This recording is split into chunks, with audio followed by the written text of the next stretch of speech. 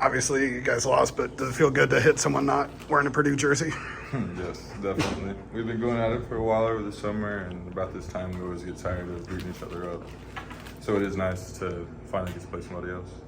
They're around long enough to have been part of a lot of these close scrimmages, a lot of these exhibition games. Just how much better was this from the development perspective? I think it's amazing every year. It really sets the tone of where we are at and what we need to improve on. That's what Coach has been harping on. Before and after the game, we practice to prepare for any competition, no matter who you are, how you play. We try to perfect our game, offensively and defensively, and sometimes it doesn't work out. That's why we'll go back to the drawing board and get better. This would be way more beneficial than being in an empty gym, right? Absolutely. The environment, you can't get the stimulating factor in an empty gym compared to a full gym. I don't know how many they seat, but I'm guessing 14, 15, 16,000. High pressure situations, everybody's yelling. That does get to players, and so it's nice to be able to see who can play late in the games and try to get the win. We didn't get it today, but we will next time. Huge rebounding differential for you guys. Maybe not take advantage of the offensive rebounds that you had. Yeah, so the offensive rebounds, that's what we harp on every day. And we harp on not turning the ball over, but that's one thing that we just have to keep improving on and staying calm and understanding how the refs are calling the game. Obviously, the shots fell in the second half. Was there anything different to the looks, or just got one to go finally and built off that? I would say that my guards just did a good job of getting me the ball.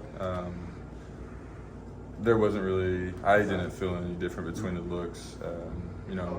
Sometimes they don't go and sometimes they do. I will say that the shots in the second half felt better than the shots in the first half. But no matter what it is, I'm a shooter and I'm going to keep shooting even if I'm over. I have the confidence in myself. I have the confidence in my teammates to do the exact same thing.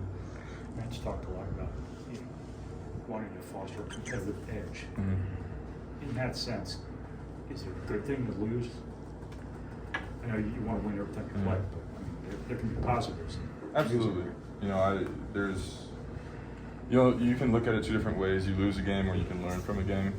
And we try to learn from wins and losses. And so now we'll go watch film, we'll dissect what we need to improve on and move forward from there. So I do think that, yes, this can up the competitive edge.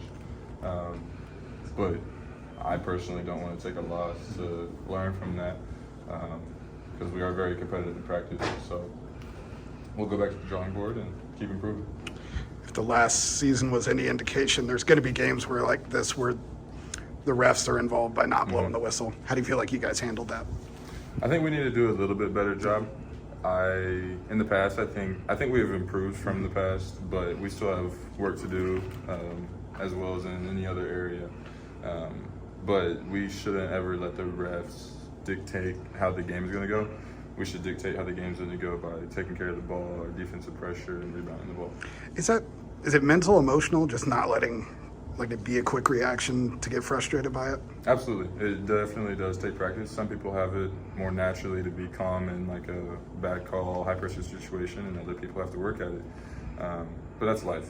Some people are better at you than other things, and you just have to work it out if that's something that you want to do. But yeah, we talk about it all the time. In practice, coach calls the refs or calls the fouls, and so if he calls a bad call, somebody reacts, he brings up situations like today. And so it just is what it is, but we got to be able to play through it. Thank you, Mason.